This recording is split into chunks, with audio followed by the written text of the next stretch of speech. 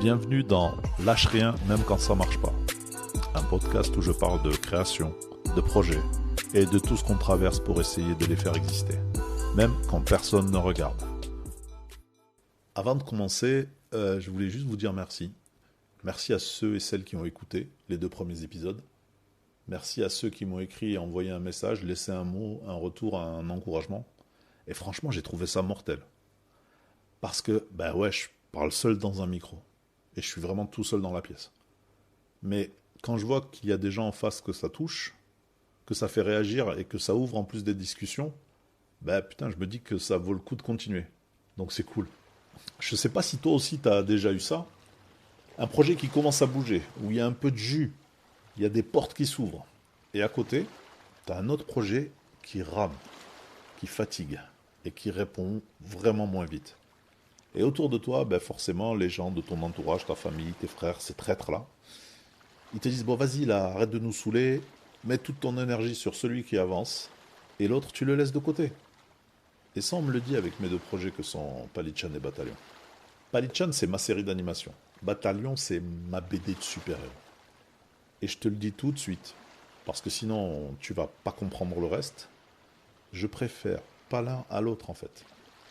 Le piège, c'est de croire que parce qu'un projet ouvre plus de portes aujourd'hui, l'autre devrait devenir secondaire.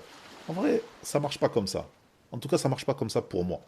Je pense qu'on a tous des projets qui ne répondent pas au même endroit en nous. Il y a des projets que tu portes avec la tête, et il y a d'autres qui te tiennent un peu plus dans le bide. Et moi, Palichan et Bataillon, c'est ça. C'est la même valeur, le même amour, mais pas le même endroit en moi. Et surtout, pas le même moment de vie. Palichan, aujourd'hui, il y a une vraie dynamique. Il y a eu une accroche. J'ai fait un poster. On a fait un poster parce que j'ai un co-auteur avec moi. Pili. Et le truc a fait tilt à mon producteur. Et aujourd'hui, on a embarqué avec nous pas mal de gens. Bataillon, lui, c'est plus rough. C'est plus lent, c'est plus solo. Ça fait moins de bruit, c'est plus galère. Donc de l'extérieur, le conseil, il est simple. Choisis le projet qui répond. En vrai, je peux entendre la logique. Mais je ne peux pas vivre mes projets juste comme ça. Parce qu'au fond, la vraie question, c'est même pas pourquoi tu continues. La vraie question, c'est pour qui tu fais ça. Et ça, je pense que si tu crées, tu vois très bien ce que ça veut dire. Il y a des projets que tu fais parce qu'ils sont prometteurs. Et il y a des projets que tu fais parce qu'ils répondent à un truc très ancien en toi. Vas-y, dis-moi si tu es d'accord. Moi, Palichan, ça parle aux gamins qui regardaient le Club Dorothée. Le gamin de l'animation japonaise, de l'aventure, des équipes de types qui en veulent, des grands persos au cœur d'or qu'on suit super longtemps et qu'on garde avec nous. Bataillon, ça parle aux gamins Marvel. Le gamin qui lisait les super-héros, qui kiffait Iron Man et son armure, les équipes, les Vengeurs, et les grands affrontements mythiques parce qu'on devait sauver la Terre. Et tout cet imaginaire-là, c'est ce qui m'a porté. Et je pense qu'on a tous un gamin de quelque chose. Un vieux noyau, un imaginaire fondateur, un truc qui t'a construit et qui te suit encore. Bon, laissez-moi faire mon vieux 2 secondes. Mais moi, j'étais un gosse de Strange. Peut-être que toi, c'était autre chose. Peut-être que toi, tu aimais Dragon Ball, aujourd'hui Batman, ou un manga qui te porte. Ou même un film, j'en sais rien. Mais tu vois sûrement ce que je veux te dire. Ces trucs que tu as découverts jeune et qui t'ont câblé pour longtemps. Moi, c'était ça avec Strange. Je passais même la tondeuse pour aller me payer mon magazine. Donc quand on me parle de Bataillon, comme d'un projet qu'il faut lâcher, moi j'entends pas juste vas-y lâche, c'est qu'une BD. Moi j'entends laisse tomber ce gamin-là. Et j'y arrive pas, j'ai vachement de mal en fait. Et je crois que c'est aussi pour ça que la BD m'a laissé un sale goût depuis longtemps. Je sais pas si toi t'as déjà connu ça, mais il y a des refus, ça glisse, c'est pas grave. Et il y en a d'autres, ils te restent dans le bide et ils te filent la gerbe. Moi, très jeune, j'allais à Angoulême pour montrer mes projets en fait, BD. J'y allais pas vraiment en mode touriste, j'y allais avec du travail, des pages, des persos que j'avais créés, avec des collaborations, etc., des synopsis, et vraiment quasi une année de travail. Et en face, parfois tu sentais direct que le gars ou la nana, ils en avaient vraiment rien à foutre, ils n'étaient pas là pour ça en fait. Et ça, franchement, ça m'a travaillé. Parce que moi, je sais pas si toi c'est pareil, mais moi j'arrivais pas juste avec un dossier, j'arrivais avec un morceau de ma vie, avec du temps, avec de l'espoir. Et le petit truc de me dire, ouais, peut-être que cette fois ça va marcher, ça va le faire. Et quand en face, bah, tu vois que la personne, elle est pas super réceptive à ce que tu veux expliquer, ce que tu veux raconter, à ton univers, ben en fait, ça te mine. Et je pense qu'aujourd'hui, j'ai plus envie de chercher en fait cette confirmation. Je me dis, je veux juste que les choses soient vues. Et qu'elles soient vues par ben, peut-être un petit nombre, mais qu'elles soient vues. Et à force, ben, ça saoule. Et là, tu te dis, bon, ok, là, je crois qu'il n'y a personne qui va venir me chercher et je peux le faire moi-même en fait. Et je pense que le fait que j'auto-édite mon projet bande dessinée, ben, ça vient de là. C'est pas juste un choix artistique, c'est pas juste un délire indépendant, parce que franchement, j'ai pas le temps.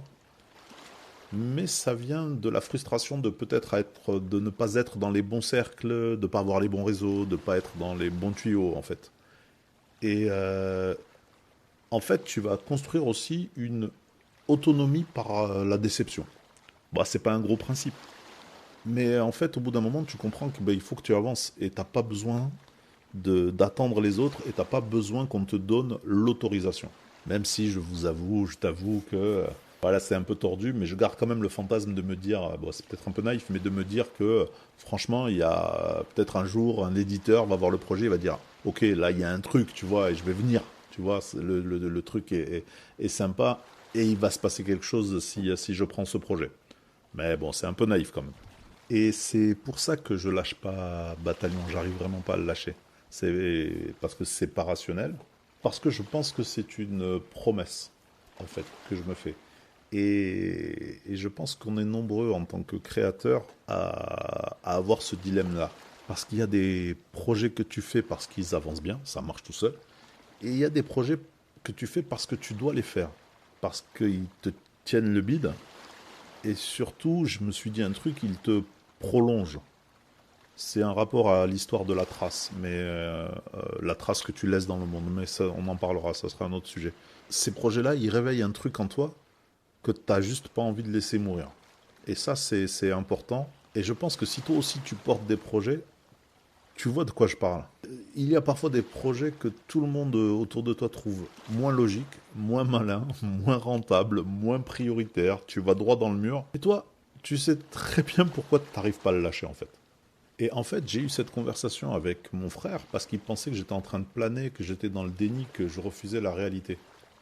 Mais en fait, j'ai essayé de lui expliquer que le projet, il répond à quelque chose de plus profond. C'est pas juste de la stratégie, parce que lui, il est vachement là-dedans. Et il voyait pas ça en fait. Lui, il regarde la vitesse, il regardait le rendement, il regardait le bon timing, qu'il fallait que je sois ouvert à ce genre de truc. Et moi, je lui disais, mais moi, ce projet, en fait, il me protège. J'ai l'impression qu'il me répare et en fait, il prolonge quelque chose de moi. Pardon, c'est bizarre, mais c'est ça. Donc si je devais répondre simplement à la question pourquoi j'arrive pas à lâcher tel ou tel projet, bah, la réponse c'est que ces deux projets-là, parce que j'en mène que deux, sont pas deux options dans un tableau en fait.